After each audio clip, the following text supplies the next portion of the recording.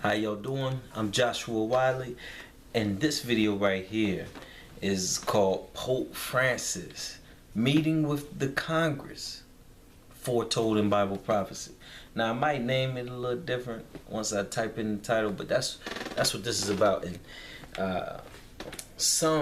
some people know where this is found in Bible prophecy, but others don't know. So this is like the introductory video, and in the later videos I'm gonna go in more detail. I'm gonna go in more detail with the history along with the prophecy, but it's actually found in two places, in the book of Daniel and the book of Revelation.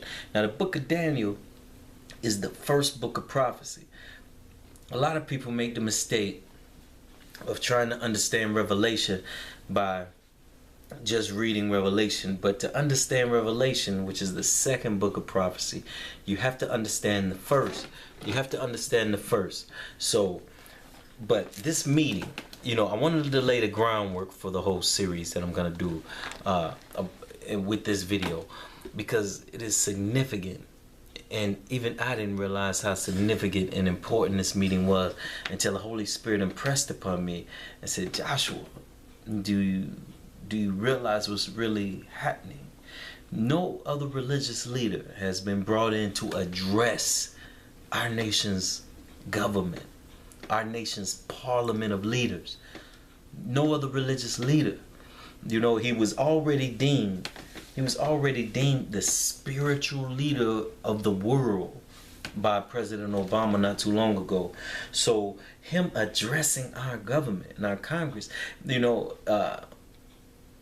not only is it, how should I say, not only is it a humongous, monumental, that's the word I was looking for, monumental thing, but it is also a part of a bigger prophecy. It is a major part of a bigger prophecy. Now, we're going to be looking at just today, and I'm going to skim through, like I said, I'm going to give the groundwork. I'm going to skim through in this introductory video, and then in the later videos, we're going to go into detail on these things for those who don't know these things. This is specifically for those who don't know, and those who do know, you might learn a little something extra.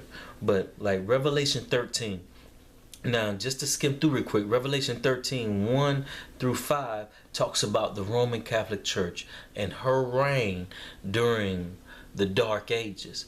You know, when she was killing Christians and persecuting anyone who had a Bible. Anyone who had a Bible and was teaching Bible truth was killed and persecuted. But, and like I say, in the next videos, we're going to really pick this thing apart, because I know some people who might not know these things will say, Joshua, how do you know that Revelation 13, 1 through 5 is talking about the Catholic Church? Well, that's what we're going to deal with in the later videos. We're going to go into detail. And when I say go into detail, me personally, I can't read prophecy without putting the history, actual history behind it. History is told and done to clarify prophecy, and vice versa. You know, prophecy is actually foretold, so you will see the majesty and the might of Christ. He said, I tell you these things so that you know that I am true. So when these things come to pass, you'll be like, wow, God said it. You know, God is true. You know, but anyway, Revelation 13 verses 1 through 5 speaks about the Roman Catholic Church when she had dominion on the earth. And that's this beast that's described right here. That's this beast that's described.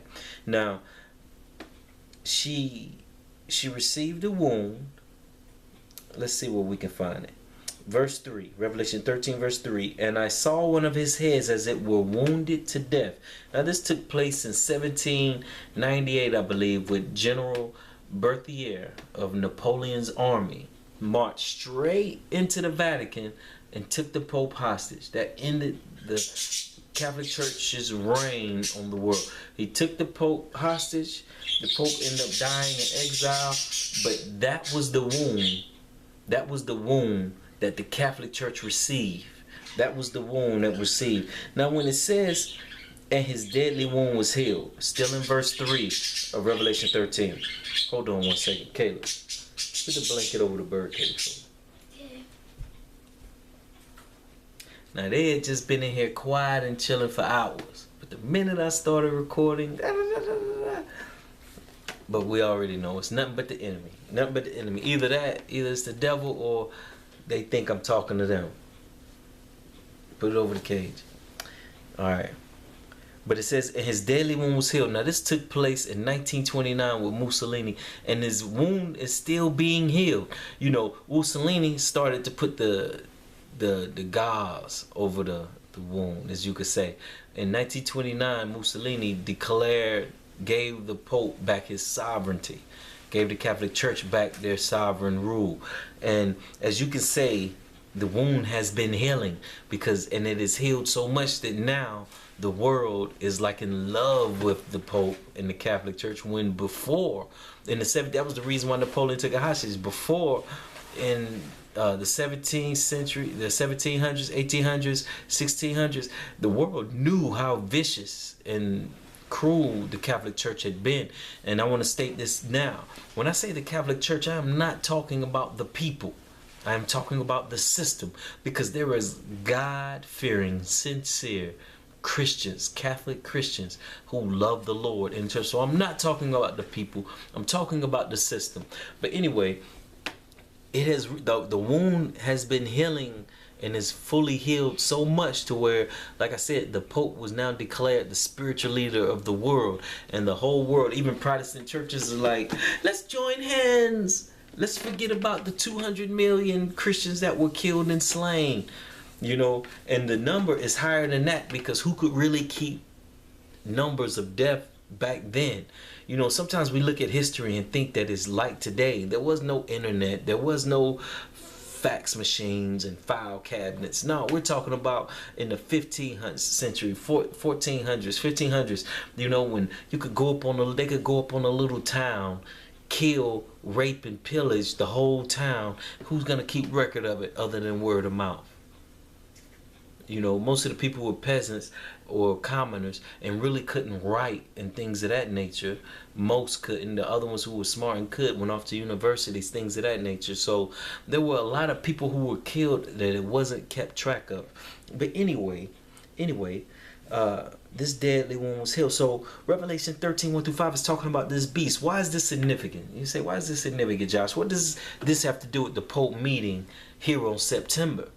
It's humongous, because verse 11, this is where America steps into Bible prophecy. If you want to know where America is at in the book of Revelation, one of the main areas is Revelation 13, verse 11. And I beheld another beast. Now Revelation 13, like I say, the first part of 13 is speaking about this one beast. And for those who don't know, beast means kingdom or nation. Now Revelation 13:1-10 is speaking about the Roman Catholic Church, but verse 11 says, and I beheld another beast coming up out of the earth, and he had two horns like a lamb, and he spake as a dragon. And just as a quick synopsis, so just a quick rundown before we go into detail in later videos on how this is America. Now remember, America was really founded because of the persecution that was taking place in Europe during the time of the Dark Ages. The Pilgrims and the Puritans were seeking a place that they could worship God freely without persecution. That is why you had Pilgrims and Puritans and people of that nation and Anglicans fleeing Europe. They were seeking freedom of worship. You know, and that's big, because there are those who say the Catholic Church never persecuted nobody. Okay, then why were people fleeing to seek a place where they could worship freely? You know, it's right there in history. It's all right there in history.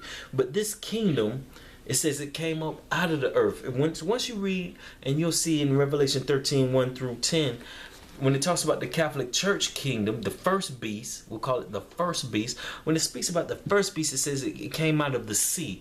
And sea in Bible prophecy means people, places, nations, and tongues. So you know, that kingdom came up out of the sea. It came from amongst the people. But this kingdom, as you see, it says it came up out of the earth. Now remember, they thought the earth was flat back in the day, back during the Dark Ages. It was thought that the earth was flat. And one of the ways it could say it came up out of the earth was because it came basically out of nowhere, unknown to the populated world at that time. Even though there were people living in America, the Native Americans and the Eskimos, things of that nature, it's to the known world, to Europe, Africa, the Middle East, Asia. It came up, it was a place that just sprung up out of nowhere. It came up out of the earth. And it said it had two horns like a lamb. Meaning the lamb, what does a lamb signify? Christianity, but also innocence. So it was a land that it appeared to be Christ-like, Christian. It appeared to be innocent, but it spake. Speaking is action. Its actions were that of the devil. Meaning America, even though it appeared to be innocent in a new land, it was built upon tyranny. First off, we robbed and killed the people who actually lived here, the Native Americans, the Eskimos, and the Mexicans, the Latinos. We just killed and pillaged them and took what we want. It was, its actions spake as the devil. And then we had slaves of every kind. You know, black slave, Indian slave, Japanese slave, slaves of every kind, you know, but more blacks than any. But I want to stress there were slaves of every kind. And then it says in verse 12, and he exerciseth all the power of the first beast before him. Okay, now we're getting to modern time. I just want to, what ways does America exercise the first beast? Now remember, the first beast was Rome, right? One of the characteristics of Rome was its acting. It's acting. America, aren't we big on acting? TV. When I say acting and referring to the first Rome had amphitheaters where they were actors and things of that nature. Now we have transformed and elevated that. It's TV shows, movies. It's just one aspect. Rome had sports and coliseums, you know, where games, they should just call them games, which they call sports and games. That's common. Don't we have sports and games? Then we have sports and games as a major thing. So basically, entertainment is one area that he exercised in his power of the first beast before him. And we just had a monumental decision just get passed about same-sex marriage, where people who are man and woman can marry each other. The only other nation to legalize it in history was Rome. As far as a superpower, as far as a world superpower, legalizing it throughout the whole kingdom was Rome. So these are just some ways that it exercised all the power of Rome before him. And as we see this attack on spiritual matters and things of this nature, we are a modern day Rome. America is a modern day Rome. I heard one historian say, one Bible teacher today, he said, all roads lead to Rome. All roads lead to Rome. Now this is monumental. Why? Because what religious leader is about to visit our Congress, address our, not just visit our Congress, but address them, speak to them about some issues as if he is really in control. Verse 12, Revelation 13 verse 12, he exerciseth all the power of the first beast before him, and causeth the earth and them that dwell therein to worship the first beast, whose deadly wound was healed. Now we're gonna pretty much end the talk right here. He's gonna cause the world to worship. Now you don't have to, for someone to cause you to worship, all they gotta get you to do is to go along. Oh yeah, that's it. If they set up a way of living, if they set up a certain mind state or belief system, and they can get you to follow that belief system, then guess what, beloved? You are worshiping as they tell you to worship. What if we know in 321, and we're going to go deal with this in detail in later videos, but in 321 AD, the Roman Catholic Church took the Bible seventh-day Sabbath, which was being worshipped at the time worldwide on Saturday. It took it, Constantine did, and they made it a law for Christians to worship on Sunday, because Constantine, the Roman Catholic Church up to then, because many Catholics tend to believe that the Catholic Church was always Christian. It wasn't. Not until 321 AD when Constantine became a Christian, but he wasn't baptized till his death. But anyway, when the Catholic Church said, okay, we're going to start being Christian, because up to that point they killed Christians, and they said, okay, we're going to become Christians now. We're not going to be pagan anymore. So what they did was they took their pagan beliefs and brought them into Christianity. And they said, okay, the Jews and the known world they worship on Saturday is their Sabbath. We're going to keep our pagan day of sun worship, and we're just going to make that our Sabbath. They don't hide it. Please, I know people comment on this, but they don't hide it. They brag about it. It's in their catechism. It's in the Catholic catechism where they boast on it. They said, we made Sunday the Sabbath, not the Bible. But anyway, where it says in verse 12, and causeth the earth and them which dwell therein to worship the first beast whose daily one was healed. One form is they're going to say, well, how about we make everybody worship on the same day? You know, that will cause unity. Everybody will get to rest. It'll be a rest day. And guess how the devil's playing it? He's calling it Family Day. He's trying to say, oh, it's a day of Sunday. You know, Sunday's going to be a day of family and rest. And if you want to do any work on this day, you're really not trying to unify with everyone and love everyone, you know, because you don't want to be about family and resting and things of that nature. But they're going to force it upon people. Now, that's one of the characteristics of Rome. And the devil is force. So it is coming, and Google it, please Google it.